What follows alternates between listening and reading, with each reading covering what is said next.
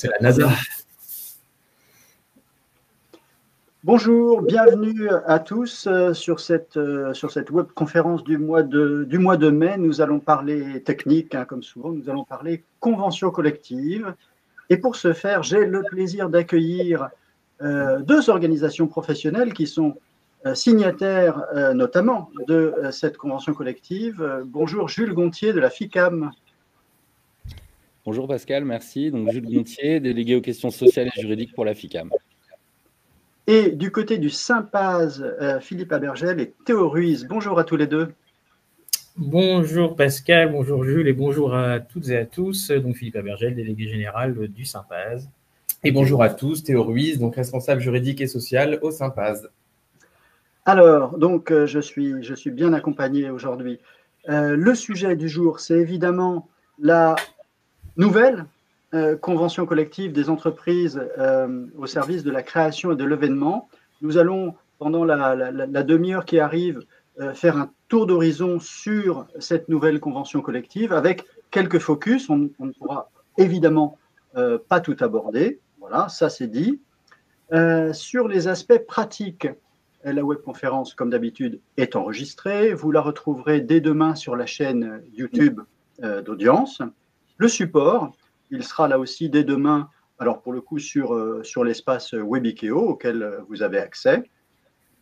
Sur la technique encore, sur la partie droite de votre écran, vous avez une partie où vous pouvez poser des questions. Nous tâcherons d'y répondre, alors soit par écrit durant peut-être le déroulé de ces 30 minutes ou peut-être à l'issue de la webconférence, nous tâcherons de prendre quelques questions et d'y répondre oralement. Voilà, je crois que j'ai tout dit et donc je vais partager mon écran et l'on va commencer.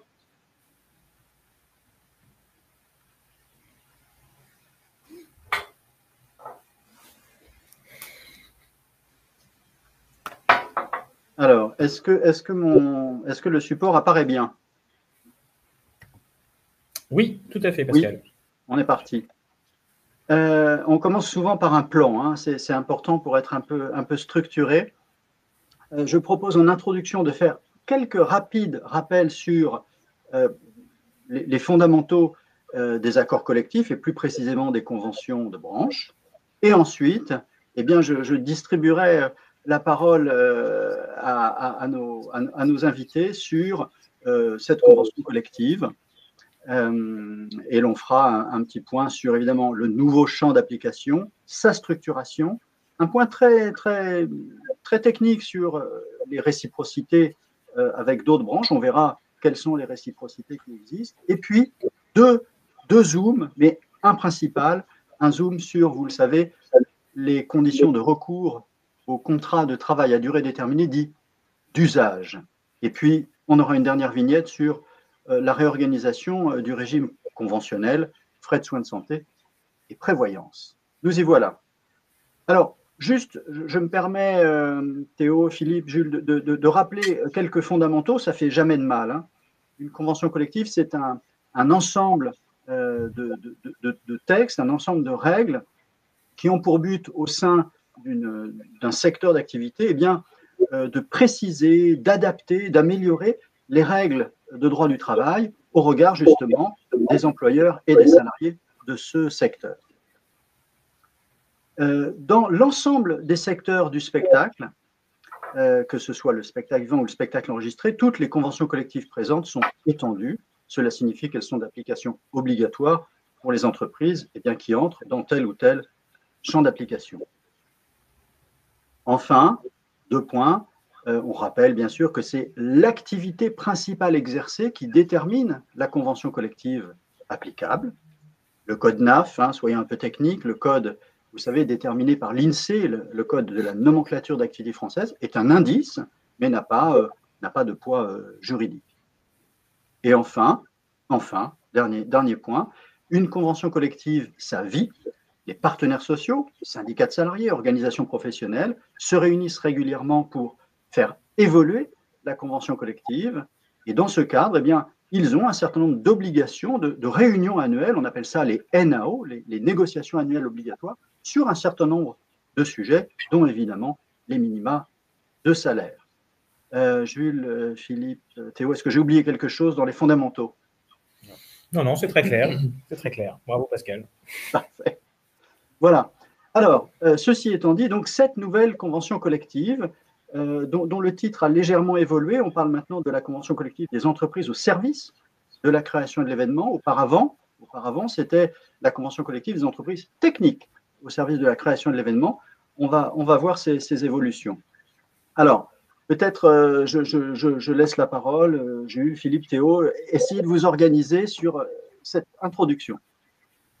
Non, alors pour aller très vite, parce le temps est assez contraint, mais en gros, effectivement, on avait une convention collective qui préexistait, la 27-17, qui réunissait les prestataires techniques, spectacles vivants, événementiels, côté Sympaz, audiovisuel, cinéma, côté FICAM. Et effectivement, dans le cadre de la restructuration des branches, où il a fallu en effet étendre la branche pour ne pas qu'on soit, on va dire, ingéré dans un ensemble trop grand qui aurait rendu difficile de pouvoir faire valoir nos spécificités que vous avez à l'écran. On a décidé effectivement donc d'étendre le champ de la convention collective pour devenir demain une des 80-100 branches pérennisées dans le paysage des conventions collectives en France. Et donc c'est pour ça qu'on a agrégé, mais on va le voir après, des secteurs nouveaux. Mais on va pouvoir faire un petit point. Et sur les spécificités, écoute, oui, tu les as bien centralisé, on va dire, dans ce petit tableau, variabilité de l'activité, effectivement. On peut avoir des activités assez saisonnières, notamment selon certains métiers qui traversent nos métiers à nous, côté FICAM ou Sympaz. Des amplitudes particulières de travail, effectivement, on a une amplitude de 15 heures, ce qui est assez rare dans le paysage des conventions collectives. Évidemment, le travail de nuit, le dimanche, les jours fériés, on a des règles évidemment qui sont dérogatoires par rapport au code du travail. En tout cas, tout est dans la convention et de façon assez claire.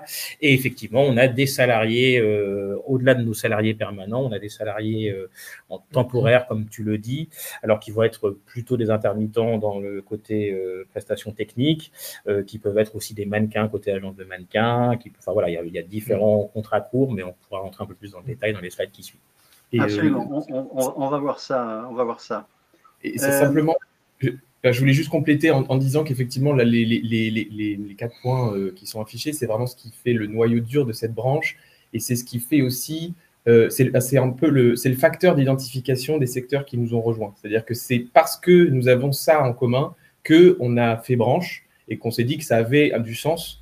Voilà, parce que en termes d'activité, en termes de besoins aussi, en termes de besoins de cadre juridique et social, on a ces contraintes-là qui nous rassemblent et qui font que ça a du sens d'avoir des règles communes souples sur tous ces aspects. Absolument. Alors, justement, Philippe, tu commençais à l'évoquer. Le champ d'application, je propose de dérouler l'ensemble des vignettes et ensuite vous prendrez la parole pour présenter les 4 nouveaux champs qui ont donc intégré la convention collective préexistante, entreprise technique au service de la création de l'événement. Alors voilà, ils sont à l'écran. Je peux éventuellement commencer, puis après je vais vous enchaîner côté Sympaz sur les secteurs qui vous concernent. Donc, au niveau de la presta technique, rien n'a réellement changé. Donc, c'est toujours les prestataires, principalement d'image, sur l'image et le son, qu'on a élargi un petit peu parce qu'il y a quand même beaucoup de nouveaux métiers dans le secteur, des métiers plus numériques qu'avant, des métiers liés à l'éco-responsabilité aussi. Donc, on a aussi un petit peu élargi le champ au niveau des prestataires cinéma audiovisuel. Mais sinon, on reste sur le noyau dur historique, c'est-à-dire tout ce qui est post-production son image, le doublage, les loueurs de matériel, les studios, les VFX, etc. Tous les prestataires techniques qui vont intervenir sur la création d'une œuvre cinéma ou audiovisuelle. Au niveau des nouveaux secteurs qui nous concernent à la FICAM, donc c'est le dernier secteur qui nous a rejoint, dont les négociations ont fini en décembre dernier, enfin l'accord en tout cas d'intégration a été signé en décembre dernier, même s'il nous reste quelques petites formalités à régler dont on parlera peut-être pas aujourd'hui parce qu'on n'a pas beaucoup de temps. Donc c'est les festivals de cinéma et d'audiovisuel qui est un secteur donc, qui est en vide conventionnel jusque-là. donc les organisateurs étaient soit sur le droit du travail, soit utilisaient des conventions volontairement du spectacle ou pas, qui collaient plus ou moins avec leur activité. Ça posait quand même pas mal de problèmes, et au niveau des salariés, du coup, qui ne pouvaient pas tous bénéficier de l'intermittence en fonction des conventions utilisées. Ça posait aussi des problèmes au niveau des organisateurs, parce qu'ils n'avaient pas de règles dérogatoires sur le temps du travail, par exemple. Donc, il y avait vraiment du sens à ce que ce secteur nous rejoigne, en sachant qu'on était déjà dans cette dynamique de restructuration. Voilà ce que je pouvais dire. Puis, je vais laisser la parole au Sympass pour les autres. Alors, un peu comme Jules, donc pour la partie entreprise, prestation de services du spectacle vivant et de l'événement, on reste à peu près sur le champ préexistant sur la 27-17. Mais comme Jules, on a aussi ajouté quelques métiers, notamment liés au drone, liés à l'éco-responsabilité, effectivement. Alors bon, pour l'instant, les grilles sont en attente de validation, mais pour l'instant, elles ne sont pas encore pleinement actives sur ces nouveaux métiers. Alors, on a aussi donc ouvert à 3 autres champs d'activité, donc le secteur des CTS, qui voilà, les chefs d'auto de structure, qui sont des prestataires aussi, que tout le monde connaît. Et les 2 nouveautés, c'est vraiment agence événementielle, donc là c'est toutes les agences d'organisation d'événements, et les agences de mannequins, qui sont c'est les 3 secteurs avec qui on avait signé des accords de fusion déjà il y a maintenant quelques années. Voilà. Et effectivement, la négociation a permis de les intégrer pleinement. Et pour l'articulation de la convention collective, en tout cas, ça reste un peu sur le système d'avant, un tronc commun et une annexe par métier que vous voyez ici à l'écran, pour traiter vraiment des spécificités, même si dès le départ, l'idée c'était que les annexes soient les plus courtes possibles, pour que l'ensemble des règles sociales soient communes à tous les secteurs. Bon, vous verrez qu'il y a quelques règles spécifiques et surtout les grilles de fonctions qui peuvent être en effet spécifiques entre une agence événementielle et un prestataire FICAM. C'est pas exactement les mêmes fonctions, donc c'est dans les annexes que vous retrouverez les fonctions spécifiques à nos métiers. Et je complète juste sur le secteur d'activité entreprise de prestation de services, du spectacle vivant et de l'événement, puisque il y a un secteur effectivement qui n'était pas couvert et qui a été rajouté effectivement dans le champ d'application, et c'est important de le mentionner, c'est qu'il y a le catering. Puisque ça compte, en tout cas, ils font partie de l'écosystème des entreprises qui travaillaient déjà avec les prestataires et les organisateurs, et donc là ils font d'autant plus partie de l'écosystème qu'aujourd'hui ils sont obligatoirement couverts par le champ d'application et relèvent de la même annexe que les prestataires du spectacle vivant et de l'événementiel. Question, oui, c'est intéressant ces histoires de catering. Donc, catering, on rappelle que ce sont les équipes qui sont chargées notamment d'organiser les repas lors des spectacles ou des tournages. Tout à fait. Question, Théo, tu viens de dire que ces entreprises étaient dans l'annexe concernant les entreprises prestations au service du spectacle vivant et de l'événement. Quid d'une entreprise de catering qui travaillerait pour un long métrage? Elle serait quand même couverte par l'annexe 2, selon moi. En fait, l'activité de catering est couverte telle qu'elle par l'annexe 2 sans distinguer la nature du client. En fait, on va considérer qu'un tournage, un spectacle, proposer des services de restauration des équipes pour un tournage ou pour un spectacle, c'est la même activité, et ça relève en quelque sorte d'un événement, en fait. Voilà. Et donc l'entreprise, parce qu'elle propose des services de restauration dans le cadre de cet événement-là, est considérée comme catering et relève de l'annexe 2. Et en tout cas, l'origine de ça est liée un peu au Covid, effectivement, puisqu'on avait beaucoup travaillé avec elle à l'époque, avec les entreprises de catering. Et effectivement, elle souhaitait pouvoir être identifiée comme entreprise au service du spectacle et de l'événement, et pas uniquement HCR comme il l'était avant. C'était ça un peu l'idée, qu'il soit vraiment intégré dans cet écosystème avec lequel on travaille tous les jours. Voilà. HCR, c'est hôtel, café, restaurant, et c'est une autre convention. Oui, tout à fait. Alors justement, on l'évoquait à l'instant, la question de la structuration de la convention collective. Et comme le disait, donc il me semble, Philippe, vous avez fait attention à ce que les 6 annexes que l'on vient de voir soient le plus léger possible, de manière à ce que le tronc commun, qui concerne donc a priori tout le monde, soit le plus commun possible. Et donc, la structuration est la suivante. Ben voilà, un tronc commun avec, peut-être vous allez pouvoir faire un focus sur un ou deux sujets, je ne sais pas, et les annexes dont on vient de parler.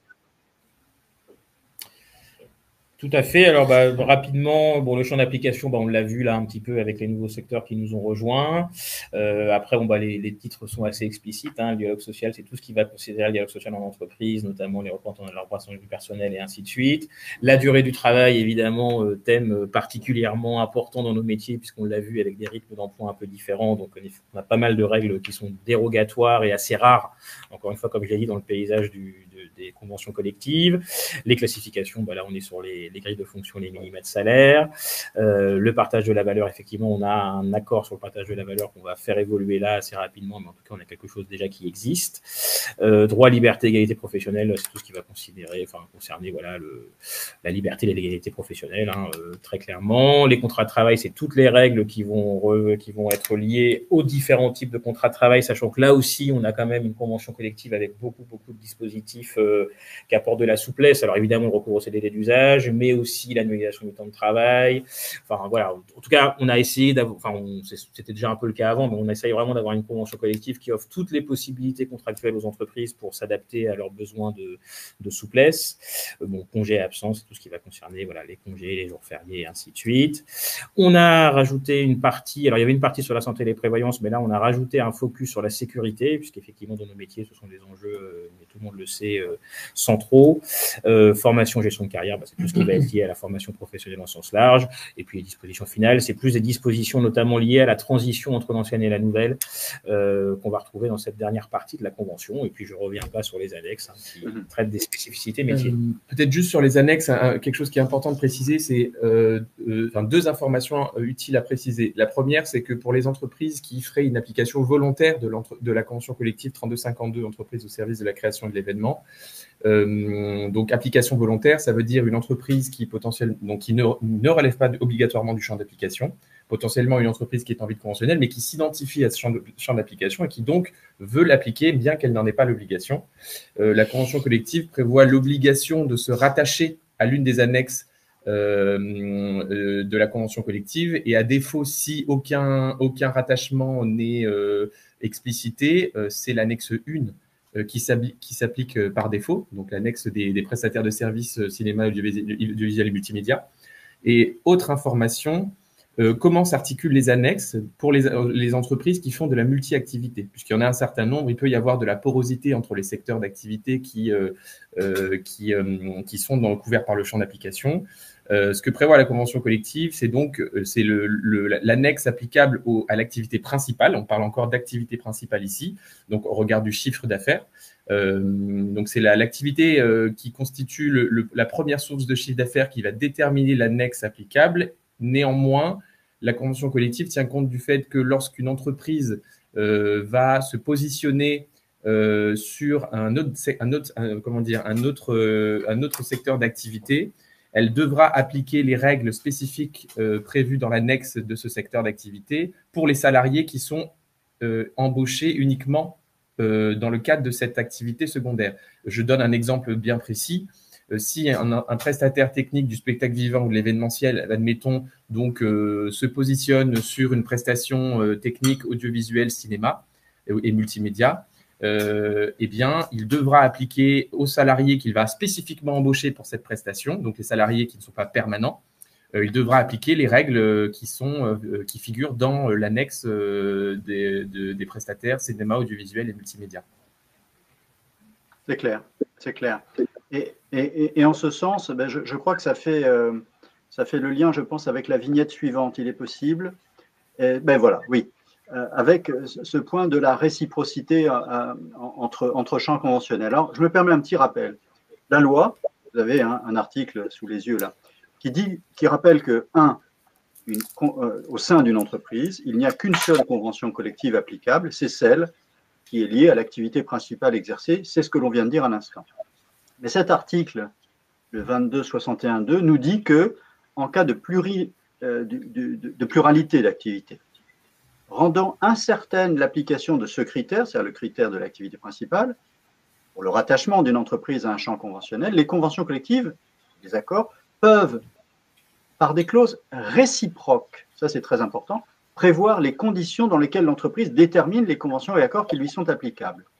Eh bien, cet article, il permet à certaines conventions collectives, et c'est ce que l'on rencontre dans nos secteurs, eh bien, l'application de plusieurs conventions collectives, mais d'une manière tout à fait temporaire, comme ce que l'on vient de rappeler à l'instant, c'est-à-dire lié à un projet particulier et ponctuel, et mécaniquement lié uniquement aux salariés qui vont être recrutés pour ce projet. Et pour ce faire, un petit schéma, c'est toujours mieux.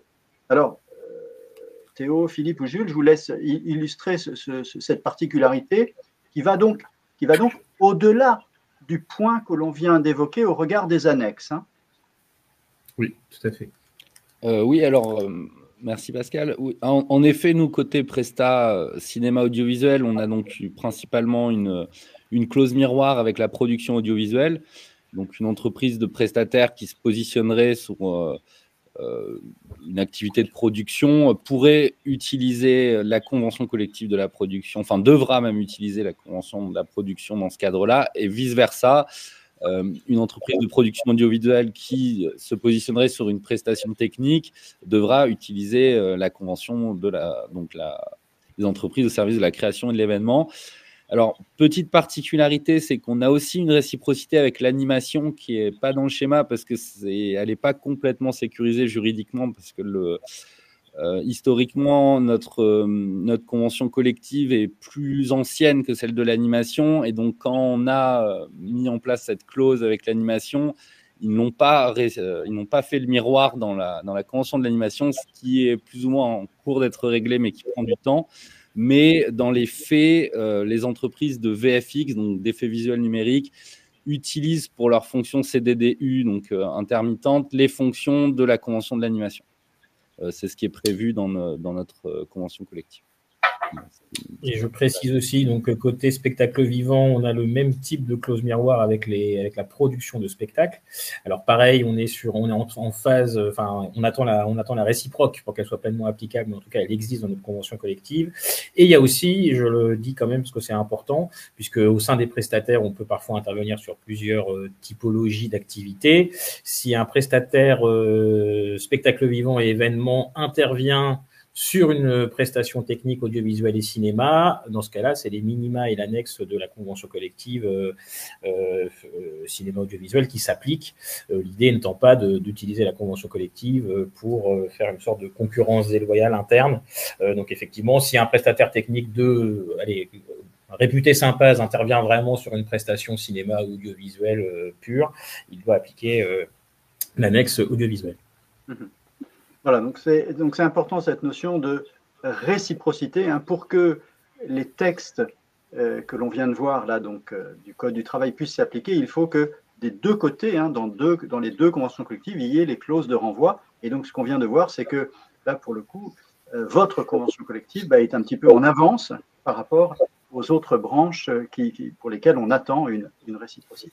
Voilà. Je voudrais juste compléter s'agissant donc de l'articulation de la convention collective du spectacle bien privé et la 3252, donc celle des entreprises au service de la création de l'événement. Un point important qui est de dire que la clause de réciprocité, en tout cas la clause qui est contenue dans notre convention collective, qui est une reprise d'une ancienne clause qui existait déjà auparavant, prévoit lorsqu'une entreprise exerce les deux activités, donc organisation de spectacle d'un côté et prestation technique pour le spectacle vivant de l'autre, l'obligation d'être à la fois titulaire de la licence, en tout cas à la fois justifié de la déclaration d'activité d'entrepreneur de spectacle valant licence, et en même temps d'être titulaire du label des prestataires techniques du spectacle. C'est un point qui est important de noter. Et cette obligation vaudra aussi bien pour ceux qui exercent à titre principal l'activité de prestataire et qui font de l'organisation de spectacle à titre secondaire, que pour les entreprises qui font à titre principal de l'organisation du spectacle et qui, à titre secondaire, vont faire de la prestation technique pour le spectacle vivant et événementiel. Entendu. Alors, je crois que on va faire notre petit zoom sur les contrats de travail à durée déterminée, plus précisément les CDDU, et on va revenir sur, en effet, ces obligations imposées par la convention collective dont on parle, mais ce n'est pas nouveau, sur ces obligations qui de certification sociale et qui de label. Alors voilà, donc zoom sur le recours au contrat de travail à durée déterminée dit d'usage. On rappelle les règles, hein. Le Code du travail, vous savez, au regard, enfin, du côté de l'article L1242-2 pour les spécialistes, liste les différents motifs de recours au CDD qui, du coup, permettent aux employeurs, qui autorisent les employeurs à recourir au CDD.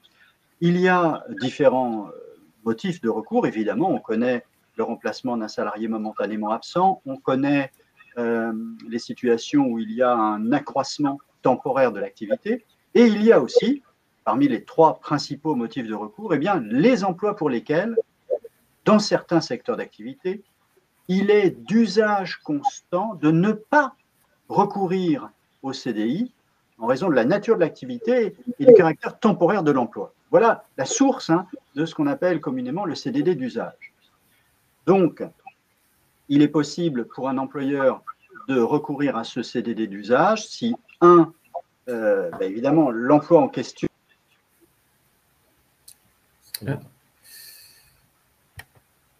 Est-ce que c'est Pascal qui a un problème ou est-ce que c'est nous? A priori, nous, ça va.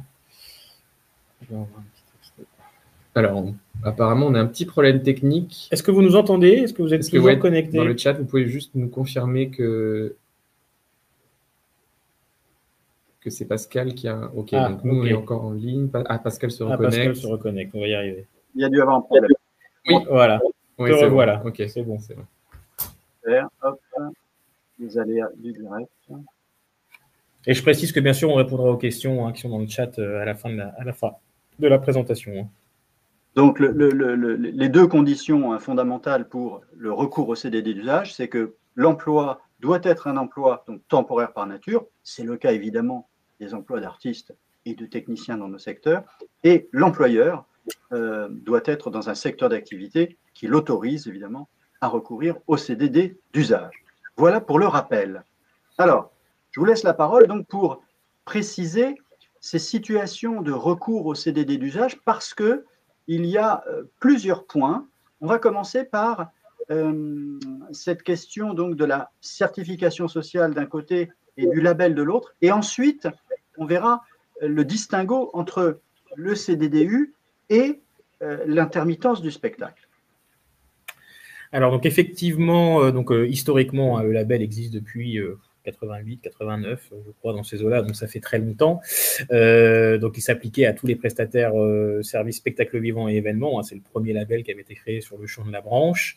La certification sociale, en fait, au moment de la convention collective en 2008 de la précédente, a été créée pour faire un équivalent sur l'ensemble du champ. Et donc, là, la question s'est posée effectivement, puisque cette convention collective permet à des nouveaux secteurs d'avoir recours au CDD d'usage, mais pas à l'intermittence du spectacle. Donc, on expliquera juste après, Pascal. En tout cas, donc il y a 2 nouveaux secteurs qui ont accès du coup au recours au CDD d'usage, les CTS et les agences événementielles. Encore une fois, dans ces 2 cas-là. CTS, tu peux reprendre CTS? Alors, c'est propriétaire exploitant de chapiteaux temps de structure. Donc, c'est tous les prestataires, loueurs, qui vont mettre en œuvre, voilà, des chapiteaux. Enfin, c'est des gens avec qui on travaille évidemment toute l'année. On se retrouve sur les mêmes chantiers. Donc voilà. Mais c'était un vrai apport pour ces 2 nouveaux secteurs. Alors, d'une part, CTS, effectivement, on part un peu de loin et l'absence de recours au CDD d'usage avec des rythmes d'emploi proches des nôtres crée du coup des phénomènes sociaux pas forcés, enfin, qui c'est perfectible, voilà. Alors, soit des indépendants avec la subordination, soit des équipes étrangères, enfin, il y avait un peu tout ça. Donc là, l'idée, c'est vraiment, en donnant accès au CDD d'usage, de sécuriser et de rendre tout ça plus harmonieux. Et agence événementielle aussi, l'absence du CDD d'usage depuis des années fait qu'il y a eu beaucoup de développement de freelance. Alors, c'est pas l'objet de la réunion, mais je rappelle qu'on peut prendre un freelance à partir du moment où il est pleinement indépendant dans sa mission, mais que dès qu'il y a des indices de lien de subordination, on est dans du salariat déguisé, donc j'invite tout le monde à faire attention. Mais en tout cas, l'idée, c'est de pouvoir améliorer le fonctionnement de ces entreprises en ramenant des gens vers le salariat via le recours au CDD d'usage qui va être géré effectivement par la Commission nationale du label. Alors Jules, je crois, a des difficultés de connexion. En tout cas, voilà, donc comme je le disais, en 2008, lorsqu'on a signé cette convention collective avec les prestataires techniques cinéma audiovisuel, les partenaires sociaux ont souhaité évidemment d'avoir un dispositif équivalent. Donc c'est la certification sociale qui là est délivrée par les partenaires sociaux côté audiovisuel et cinéma, le label partenaires sociaux côté spectacle vivant et événements. Et effectivement, donc les festivals de cinéma qui ont vocation à avoir recours au CDD d'usage, mais qui cette fois, pour un certain nombre de fonctions, sont éligibles aux annexes 8 et 10 dès que ce sera validé au niveau du bureau de l'UNEDIC, effectivement, vont dépendre tous les deux. Donc les prestataires techniques cinéma audiovisuel, multimédia, comme c'était le cas avant, certification sociale, et les festivals de cinéma audiovisuel vont être aussi côté certification sociale, puisqu'on reste sur un secteur vraiment audiovisuel. Ok. Alors, effectivement, Jules est en train de nous rejoindre. Si on avance tout doucement, donc on a dit qu'on faisait ce zoom sur le CDD d'usage. Donc, premier point, il y a une articulation entre la nécessité de détenir qui la certification sociale, qui le label, déjà, nécessité prévue par la convention collective. Et on voit qu'il y a un impact par rapport à l'embauche, notamment, d'intermittents du spectacle. C'est ce que Philippe vient de nous rappeler. Et pour aller un peu plus loin, c'est en tout cas, voilà, on a une convention collective qui permet de recourir au CDD d'usage, mais les partenaires sociaux ont décidé de rajouter un critère. Ça veut dire qu'une entreprise qui relèverait du champ, qui ferait du CDD d'usage et qui ne serait pas labellisée ou certifiée sociale côté FICAM, serait en porte-à-faux juridique, c'est-à-dire qu'elle ne peut pas le faire. Par principe, nos métiers peuvent être éligibles, mais pour l'être réellement, l'entreprise doit être titulaire du label ou de la certification. Donc, c'est très important à avoir en tête. Ça veut dire concrètement qu'une entreprise qui n'aurait pas le label et qui ferait du CDD d'usage, en cas de contrôle, l'inspection du travail, en cas d'accident, en cas de tout ça, effectivement, aurait des difficultés. Évidemment que le principe serait une requalification presque automatique en CDI à partir du moment où il n'y aurait pas la capacité juridique de faire du recours au CDD d'usage. Donc voilà, donc je pense que c'était un petit point important pour tout le monde l'ait en tête. En tout cas, s'il n'y a pas de label ou pas de certif, vous ne pouvez pas recourir au CDD d'usage, ou en tout cas vous vous exposez à des risques importants. Oui. Je complète juste en disant effectivement la requalification en CDI elle est automatiquement acquise tout simplement parce que comme le disait Philippe, c'est comme si, enfin c'est pas comme si, en fait la convention collective a rajouté une condition de recours au CDD d'usage qui n'existe pas dans le Code du travail, mais elle peut le faire. C'est une garantie supplémentaire qui est mise en face du recours au CDD d'usage. Et donc, la certification sociale côté audiovisuel et le label des prestataires techniques pour les entreprises, les autres entreprises de la branche, eh bien, c'est vraiment une condition qui s'ajoute à toutes celles qui sont prévues au Code du travail. C'est pas, voilà, c'est pas un choix. Voilà, c'est ça exactement. Alors, juste en complément, pour ce qui est des festivals de cinéma et d'audiovisuel, la certification va se mettre progressivement en place parce qu'il n'y a pas de données N-1 sur les organisateurs de festivals sur notre convention. Donc, au niveau de la commission de certification, ils n'ont pas vraiment de matière pour étudier les dossiers. Donc, ils sont en train de discuter au niveau de la commission pour justement voir comment mettre ça en place, avec sûrement une première vague, entre guillemets, de bêta-testeurs et qui permettra de mettre la machine en route, et avec sûrement aussi des certifications qui seront délivrées provisoirement pour peut-être 6 mois, 1 an, pour que l'activité, bien sûr, ne soit pas interrompue à cause du fait qu'on n'ait pas les données nécessaires pour faire des dossiers. Ok, très bien. Et donc, on voit là… Juste, excuse-moi Pascal, je profite parce qu'il y a 2 questions sur comment obtenir le label, comment obtenir la certification sociale. Donc, sur les 2 cas, il y a des sites internet. Donc, alors justement, on a changé le nom du label. Oui, on pourra rappeler l'adresse. Prestataire au service du spectacle et de l'événement pour le label qui est délivré par la CNL, par la Commission nationale du label. Sachant qu'il y a deux labels qui sont délivrés par la CNL. Donc, il y a le label, effectivement, donc, comme je disais, des prestataires au service du spectacle et de l'événement pour les prestataires techniques donc du champ Saint-Paz, et également les propriétaires exploitants de chapiteaux, tentes et structures. Ils sont, on va dire, couverts par le même label et le même règlement, voilà, les mêmes critères de labellisation. Et ensuite, il y a un label qui a été spécifiquement créé, qui est le label social des agences événementielles, qui est aussi délivré par la commission sociale, par la commission nationale du label, avec des représentants d'agences événementielles, et qui a d'ailleurs, enfin voilà, on est en train de on a mis en place le cadre juridique et là, on est en train de mettre en place les sites internet et la communication autour de ce label-là pour que les entreprises soient correctement informées et orientées au bon endroit. Mais en tout cas, dans tous les cas, effectivement, ça nécessite le dépôt d'un dossier avec un certain nombre de pièces pour justifier du respect des obligations essentielles du droit du travail. Mais en tout cas, pour les prestataires techniques qui sont couverts historiquement par la 2717, en général, ils ne découvrent pas le sujet. Bien sûr. Alors, on est toujours sur notre vignette sur le recours au CDDU. Donc, premier point, un rappel sur ces obligations de détention qui du label, qui de la certification sociale. Et, bien sûr, en ce qui concerne le recours au CDDU, en ce qui concerne les fonctions, on est bien d'accord que les emplois pour lesquels il est d'usage constant de ne pas recourir au CDI, évidemment, c'est le point clé. C'est-à-dire qu'on ne peut pas embaucher n'importe qui en CDDU. Et donc, ces fonctions sont limitativement énumérées au sein de chaque annexe, autorisant le recours au CDDU. Et on voit que, si on sait bien compter, on voit que sur la gauche, on ne retrouve plus que 5 annexes.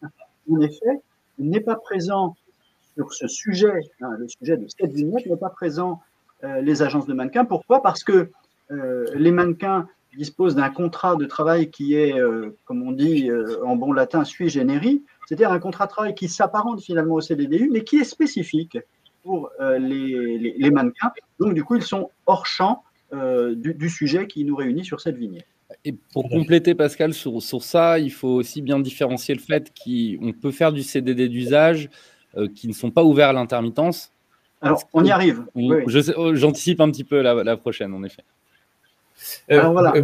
Alors, désolé, je voulais juste expliciter sur la slide d'avant, désolé Pascal. Pas de problème.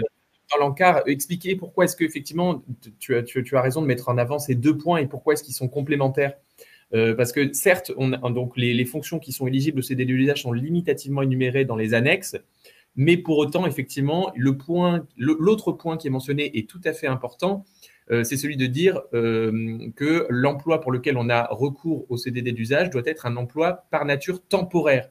Pourquoi? Parce qu'il y a des fonctions qui sont désignées comme étant éligibles au CDD d'usage dans les annexes, mais qui pour autant peuvent,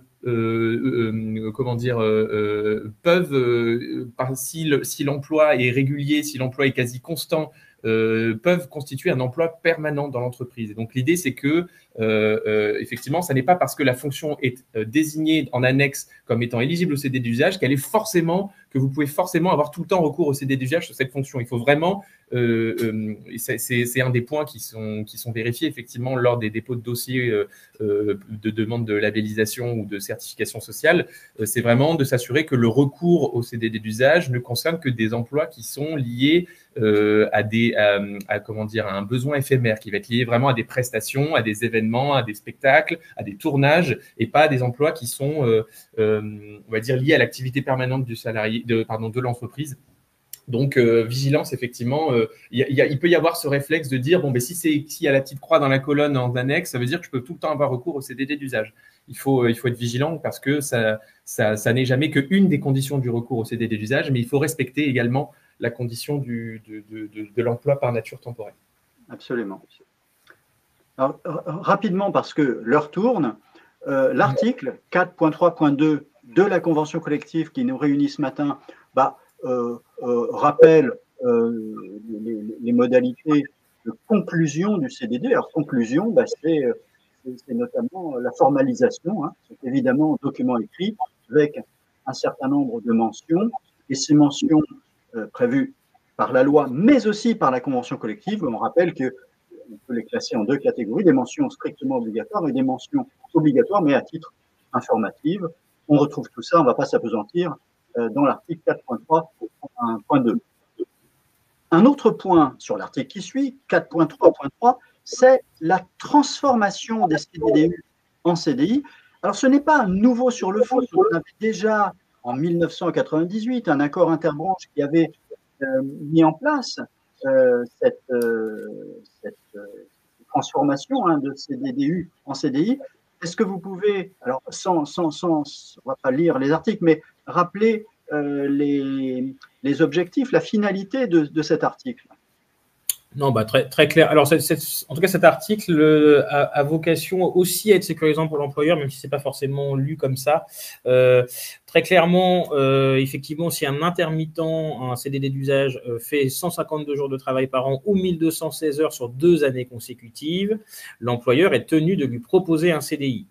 Effectivement, après, le salarié n'est pas tenu de l'accepter, mais en tout cas, il est tenu de le proposer.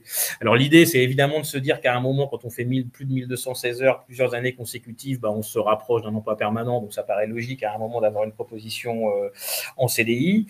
Mais j'insiste aussi sur le côté sécurisant pour l'employeur, c'est-à-dire qu'en fait, l'employeur a proposé le CDI sur la période éligible. Si l'intermittent le refuse par écrit, hein, l'offre doit être par écrit et doit être évidemment cohérente. On ne peut pas proposer un salaire très en dessous de ce qu'a touché la personne. Enfin, il faut que ce soit évidemment équivalent à la moyenne des salaires perçus et ainsi de suite. Mais ce que je veux dire, c'est que ça permet aussi de se sécuriser l'employeur. C'est-à-dire qu'il a proposé le CDI, le salarié a fait un refus par écrit.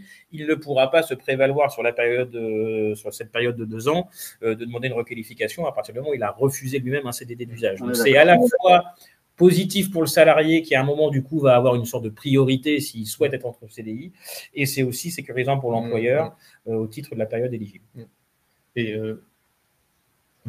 Alors, en effet, donc l'article nous rappelle de manière très précise, donc en fait, le travail est un peu mâché hein, pour l'employeur, ce que doit contenir la proposition de CDI transmise aux salariés. Voilà.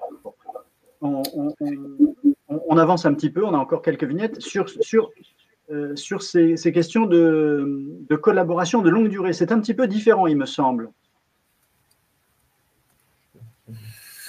Ah non, pardon, excusez-moi, c'est la suite, dans le sens… Oui, en fait, la seule différence, c'est qu'effectivement, c'est une condition qui est appréciée non pas sur 2 années consécutives, mais sur 3 années consécutives. Et effectivement, c'est des droits, c'est des droits qui sont renforcés pour le salarié qui remplit ces conditions, puisque l'idée, c'est que, alors là aussi, hein, c'est une reprise de ce qui existait déjà dans la 27-17. Ça a été, on va dire, précisé, puisque il y avait, on va dire, les contours de cette obligation étaient un peu plus flous. Et donc là, l'idée, c'était de sécuriser tout le monde pour à la fois avoir des conditions claires dans lesquelles ces droits entraient en jeu, et ensuite, comment est-ce qu'on mettait en œuvre l'obligation. Et donc là, effectivement, on a une procédure qui prévoit que donc l'entreprise doit informer effectivement lorsque le salarié remplit les conditions, ça veut dire qu'elle avait l'habitude de recourir fréquemment à ces services, et si elle entend soudainement ne plus recourir à ces services, eh bien, on a quelque chose qui s'inspire un peu de ce qui se fait lorsque on se sépare d'un salarié, c'est-à-dire que l'entreprise doit informer le salarié qu'elle n'entend plus lui proposer de CDD d'usage à l'avenir, et également elle devra indemniser la fin de collaboration, et cette indemnité sera proportionnelle en fait à la durée de la collaboration. Absolument. Et donc, on termine sur ce zoom sur le CDDU, et on s'approche de la fin de notre conférence, sur un point important qui est de ne pas confondre le contrat de travail à durée déterminée, prévu donc par la loi, précisé par, en l'occurrence, la convention collective 3252, celle dont on parle, d'accord, et ne pas confondre donc le motif de recours au CDDU et l'intermittence du spectacle. L'intermittence du spectacle concerne des artistes et des techniciens sur des fonctions précisément identifiées, artistes et techniciens qui vont bénéficier d'un régime d'assurance chômage particulier, d'accord? Donc, qu'est-ce que ça veut dire? Ça veut dire qu'on peut avoir des personnes que l'on recrute en CDDU sans pour autant qu'ils soient, entre guillemets, intermittents du spectacle, c'est-à-dire sans pour autant qu'ils relèvent des annexes 8 et 10 annexe à la Convention générale de l'assurance chômage. En ce sens, finalement, et c'est ce qui est surligné en jaune en bas à droite de l'écran, seuls les employeurs relevant des annexes 1 et 2, c'est-à-dire les prestataires techniques historiques, ainsi que pour certaines fonctions à venir, c'est ce que nous précisait Jules tout à l'heure, ainsi que certaines fonctions pour les entreprises qui relèveraient de l'annexe 6, c'est-à-dire les organisateurs de festivals de cinéma et d'audiovisuel. Est-ce que Jules, par exemple, tu as quelque chose à préciser sur ce point, oui, ou alors tout est dit dans la vignette? Tout à fait, c'est ce que j'anticipais un peu tout à l'heure. Il y a quelques points techniques qui sont très importants sur ça. C'est qu'en fait, donc, pour que le salarié soit intermittent, il faut que la fonction apparaisse dans l'annexe 8 ou 10 de l'assurance chômage. Donc, pour l'employeur, c'est indispensable de respecter les intitulés de fonction pour qu'il y ait bien le même intitulé dans la convention collective qui est ouvert au CDDU et que cet intitulé-là soit le même que celui de l'annexe 8 de l'assurance chômage. Sinon, ça va bloquer au niveau de France Travail. Et ça, c'est très important parce que notre convention collective permet, par l'article 7.3, de créer des fonctions sur mesure quand elles n'existent pas dans la grille.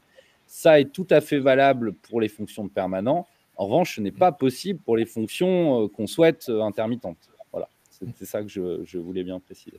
Absolument. Et juste pour résumer, mais tu l'as bien dit, hein, Pascal, effectivement, CDD d'usage, c'est le contrat de travail. Intermittent, c'est le régime d'indemnisation de chômage. Donc, c'est vraiment des choses qui n'ont rien à voir. On peut être en CDDU sans être dans les annexes du spectacle. Voilà, donc, mais c'était bien de faire ce petit point. Absolument. Oui, la confusion, elle est facilement faisable. Voilà. Dernier point, avant de passer aux questions sur le chat. Je profite juste pour rappeler qu'intermittent du spectacle n'est pas un métier, mais bon, je pense que ceux qui sont connectés le savent. Voilà, par ailleurs. Ça fait jamais de mal. Voilà. Dernière vignette rapidement pour rappeler qu'il y a un régime conventionnel de prévoyance et de frais de soins de santé prévu par la convention collective, soit une particularité alors technique mais d'importance, le régime complémentaire santé qui a été structuré par les partenaires sociaux au sein de la branche prévoit un degré élevé de solidarité. En deux mots, ça signifie que dans les cotisations qui sont versées, eh bien, il y a une part de la cotisation qui permet un certain nombre d'actions sociales, on va dire, spécifiques pour les salariés concernés. Ce régime concerne évidemment l'ensemble du personnel, à deux exceptions. Les artistes et les techniciens intermittents, dont on a parlé à l'instant, qui relèvent, vous le savez, depuis 2007 et 2009 pour la santé, d'un régime spécifique, c'est l'accord interbranche sur la prévoyance et la santé des intermittents du spectacle. Donc, c'est une cotisation à part, c'est un régime à part, il n'y a pas de souci là-dessus, c'est pas nouveau. Et les mannequins, qui sont, vous le savez, recrutés en CDD et qui constituent une catégorie qui ne permet pas finalement d'être intégrée au régime complémentaire santé qui est particulier. Cette mise en œuvre de ce nouveau régime conventionnel, on peut dire trois étapes. Un, les entreprises qui étaient prestataires techniques, donc ex-2717, 2717, vous savez, c'était l'ancien numéro d'identification de la convention collective, et qui avait un contrat audience en prévoyance et santé. La migration s'est faite automatiquement. Vous avez reçu, s'il y a des personnes en ligne, les courriers de la part d'audience qui vous expliquent les changements. Pour les entreprises qui étaient bien sûr prestataires techniques 17, mais qui avaient un contrat chez un autre organisme assureur, ainsi que pour les entreprises des 4 nouveaux secteurs dont on a parlé, la mise en conformité de leur régime de prévoyance sera d'application obligatoire au 1er janvier 2026. Donc, vous avez un petit peu de temps pour vous structurer là-dessus. Voilà, on a terminé. Je rappelle que dès demain, vous pourrez retrouver l'enregistrement sur notre chaîne YouTube et que le support présenté sera là aussi dès demain sur à la fois le support Webikeo, mais aussi sur le site internet d'Audience. Merci à tous. Passons tout de suite aux questions sur le chat. Alors, les deux premières nous concernent plutôt côté spectacle vivant, donc je vais répondre. Donc, dans quel bloc intégrer les équipes montage et démontage de structure, câblage, sans être pour autant propriétaire dans le chapiteau? Alors, très clairement, les métiers de la structure sont couverts par la prestation technique hors CTS. Il y a tout un tas, il y a d'ailleurs une grille de fonctions spécifiques sur tout ce qui va être montage de structure. Alors, effectivement, pour monter un CTS, il faut de la structure, mais il y a aussi de la structure sans chapiteau. Voilà, donc en tout cas, pour moi, ça ne pose pas de problème, vous êtes pleinement intégré dans le hors CTS, plutôt dans l'annexe 2, du coup, prestations techniques au sens large, le spectacle vivant, événement. C'est juste pour compléter effectivement que donc, les entreprises qui vont relever de l'annexe et du secteur d'activité spécifique chapiteau, temps, structure, comme le disait Philippe, c'est pas toute structure, c'est des structures sur lesquelles vont être installées des toiles souples. Il y a une définition réglementaire de l'activité de CTS et donc normalement les entreprises qui sont concernées le savent puisque leur activité est réglementée par un arrêté spécifique du ministère de l'Intérieur qui encadre l'activité de ces entreprises. Donc, si vous n'êtes pas concerné, a priori, vous relevez de l'annexe 2 sur la prestation technique. Alors, question suivante, s'agissant du catering. Alors, effectivement, mais on l'a dit au départ, hein, c'est l'activité principale qui va jouer. Donc là, il faut regarder vraiment dans le détail quelle est la part du chiffre d'affaires sur le catering, quelle est la part du chiffre d'affaires sur la charcuterie traiteur, charcuterie et traiteur. Si c'est charcuterie traiteur qui est l'activité principale, dans ce cas-là, c'est plutôt la convention collective. Il faut conserver la convention collective que vous appliquez. Si par contre, c'est l'activité catering qui est majoritaire, vous devez appliquer la convention collective puisque vous êtes dans le champ. Ouais. Alors là, il y a une question plutôt service de cinéma. Je te laisse répondre. Tout à fait. C'est une question plutôt pertinente. Donc, pour ce qui est des entreprises donc, qui fournissent des véhicules pour le cinéma, on est plutôt donc, sur l'annexe 1 des prestataires techniques cinéma audiovisuel. Donc, les loueurs de véhicules, en l'occurrence, utilisent ce texte. En revanche, pour la particularité des services de cascade, là, j'avoue que ça me pose un peu une colle. Je ne sais pas si côté production ciné, ils ont une fonction, des fonctions spécifiques aux cascadeurs. Nous, sauf erreur de ma part, on n'en a pas dans notre convention. En ciné, oui. Hein, oui, donc donc c'est peut-être des embauches directes pour les cascadeurs via le commanditaire, via le producteur de cinéma. Voilà. Mais en tout cas, une entreprise qui ferait que de la location et de la fourniture de véhicules serait plutôt en effet chez les prestats techniques annexe 1. La question suivante concerne aussi de Camille. Un prestataire peut donc utiliser les fonctions de la production AV dans quelles conditions? Donc là, c'est l'histoire des clauses miroirs. Alors, il faut regarder en détail la clause, mais c'est dès le moment où l'activité du prestataire va être en fait une activité de production sur un projet donné, par exemple. Et dans ce cadre-là, il pourra utiliser la convention de la production. Ensuite, il y avait les questions, on a répondu. Alors, Jules, j'ai vu que tu as eu raison, l'adresse de la certification sociale, certificationsociale.org. Donc, l'équivalent pour le label, c'est labelspectacle.org. On est en train de changer de nom, justement, mais bon, pour l'instant, le lien marque, l'hébergement fonctionne. Hein, vous pouvez aller sur le site. Voilà. Donc, si vous êtes spectacle vivant, événement au sens large, y compris CTS, catering, c'est le label. Si vous êtes prestataire audiovisuel et cinéma, c'est la certification sociale. Ensuite, une question de Camille. La certification sociale est-elle obligatoire pour une structure ayant pour activité principale la prod audio, mais en activité secondaire la prestation technique? On revient sur l'histoire de l'activité. Alors, sinon, c'est clause miroir, mais en tout cas, l'activité principale, on est toujours sur ce. C'est vraiment le chiffre d'affaires principal qui est généré, qui sert de ça, quoi. Parce qu'effectivement, je ne sais pas s'il y a l'équivalent, Jules, côté audiovisuel, puisque nous, effectivement, la réponse serait oui côté spectacle vivant.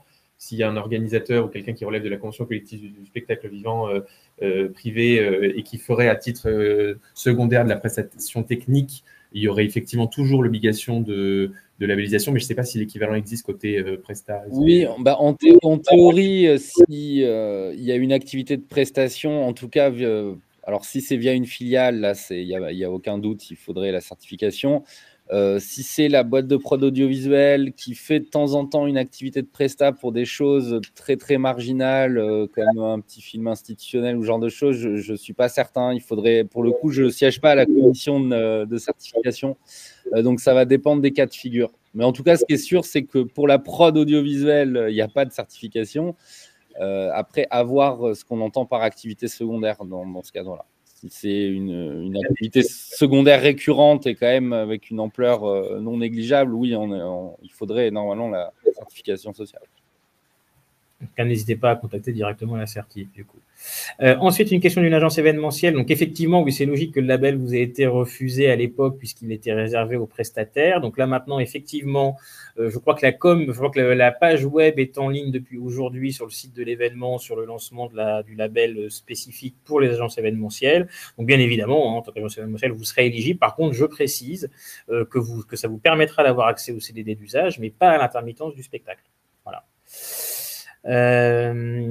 Où trouver la liste des salaires applicables car ils ne sont pas sur Légifrance. Enfin, le mieux, c'est vrai, ils y sont forcément. Alors après, c'est dans les annexes. Enfin, en fait, si vous voulez, vous avez une grille de fonctions vraiment transverse à tous les métiers qui se trouvent dans le tronc commun, mais qui est plutôt réduite. Et vous avez ensuite toutes les fonctions spécifiques à chaque métier qui sont en annexe, qu'elles soient éligibles ou non au CDD d'usage. Vous avez une colonne où il y a une case si c'est éligible au CDD d'usage. Donc en tout cas, alors vous pouvez aussi aller sur le site du Sympaz, dans la rubrique accords, on a mis le texte en ligne et on a modifié le texte en tenant compte des avenants qu'on a déjà signés, parce qu'on a déjà signé des avenants de sécurisation sur certains dispositifs que la DGT avait mis des réserves, voilà. Donc là, c'est pour que tout soit sécurisé.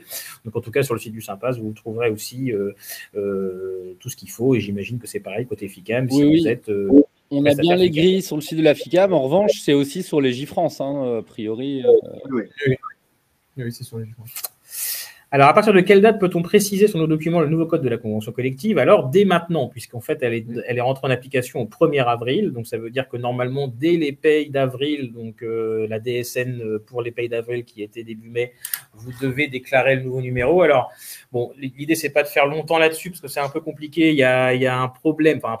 France Travail n'a pas été au rendez-vous de la réactivité pour faire en sorte que vous puissiez, en tout cas à leur niveau, déclarer la 3252. Alors, pour aller vite, en gros, alors moi, c'est ce que je conseille, puisque en fait, France Travail sera en capacité de gérer ce nouveau code IDCC qu'à partir de septembre. Mais le problème, donc France Travail communique pour vous dire de continuer à déclarer la 2717. Je serais trop appeler à votre vigilance, puisqu'effectivement, c'est quand même, même si France Travail se couvre en disant ça, c'est quand même délicat de déclarer une convention collective qui n'existe pas. Et en cas de contentieux avec un salarié dans la période ou un truc comme ça peut quand même être compliqué pour l'employeur. Donc, nous, ce qu'on conseille, c'est quoi qu'il arrive sur la DSN de déclarer la 3252. Selon les logiciels, il y a des possibilités de mettre un autre code pour les AEM. Si c'est le cas, allez-y, ça évitera les problèmes pour vos intermittents. Mais en tout cas, nous, ça nous paraît très compliqué de déclarer la 2717 en DSN. En tout cas, c'est le mot qu'on diffuse à nos adhérents. Et juste aussi, simplement pour expliquer le risque, l'enjeu pour les employeurs, c'est le risque d'inopposabilité, puisque les employeurs ont une obligation d'information des salariés sur les droits qu'ils tirent de la relation contractuelle. Et notamment l'obligation d'informer le salarié sur la convention collective qui est applicable. Et donc, si il y a des informations qui sont contradictoires, voire si une information qui n'est pas à jour ou erronée est transmise au salarié, avec la mention d'une convention collective, donc de l'ancienne convention collective 2717, le salarié pourrait éventuellement se prévaloir de l'inopposabilité de la nouvelle convention collective 3252 dans le cas où l'employeur en ferait l'application pour une disposition, par exemple, qui serait moins favorable.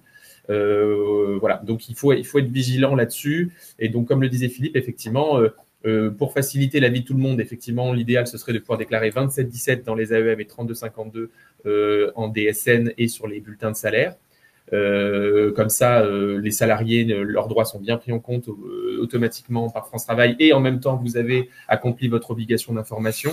Mais si ça n'est pas possible, effectivement, ce qu'on préconise, c'est de privilégier les intérêts de votre entreprise avant les intérêts de France Travail. Voilà, puisque dans tous les cas, c'est ça qui est important de préciser, c'est que même si l'IDCC 3252 est déclaré dans les AEM, il sera pris en compte au titre des annexes 8 et 10. Néanmoins, ça ne pourrait pas être fait automatiquement. Ça va demander de la part de France Travail un retraitement qui devra être manuel. Et donc, le salarié devra solliciter France Travail, prendre la tâche de France Travail pour faire reconnaître les heures qui sont déclarées sur la 3252. Donc, on va dire c'est plus du confort pour France Travail, alors que pour vous, il y a un vrai enjeu juridique derrière d'opposabilité de la convention collective.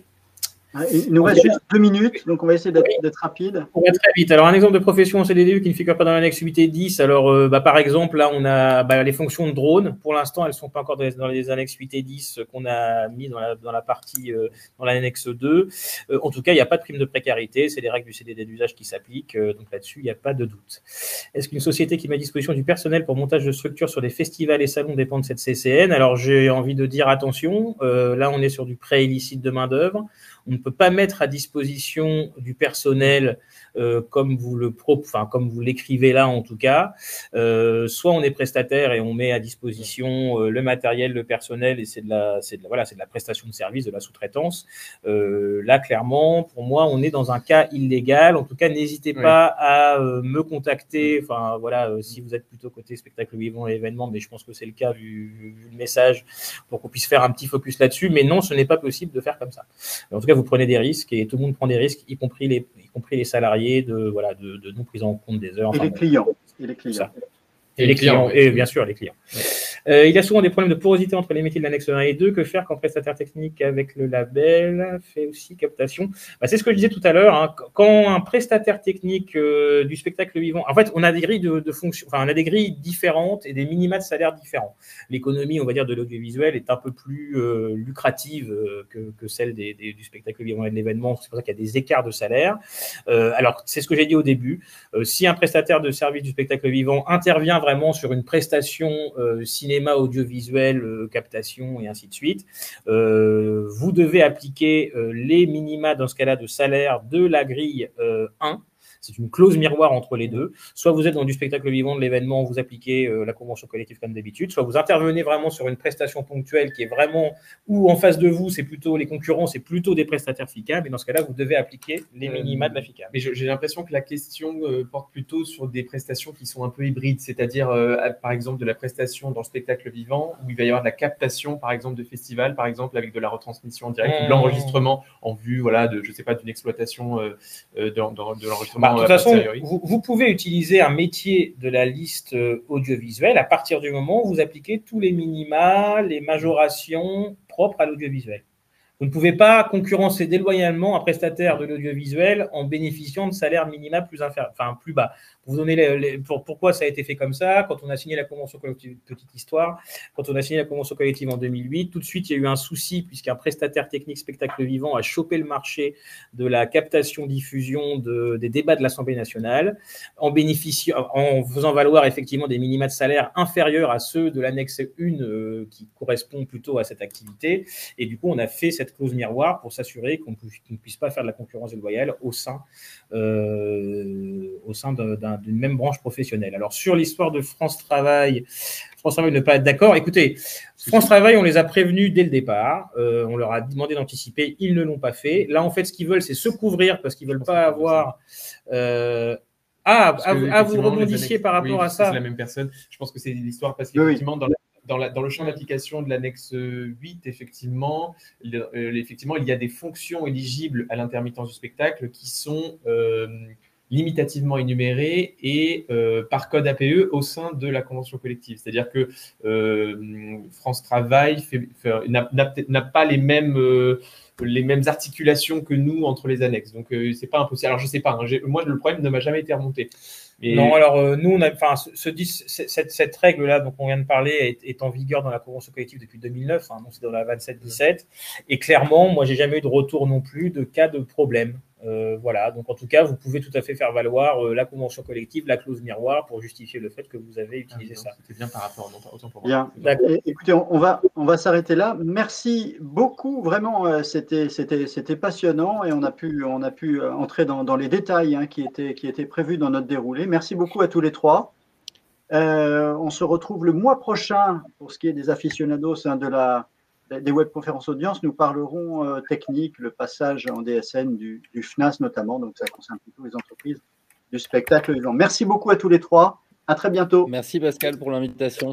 Très bonne journée. Merci à tous. Au revoir.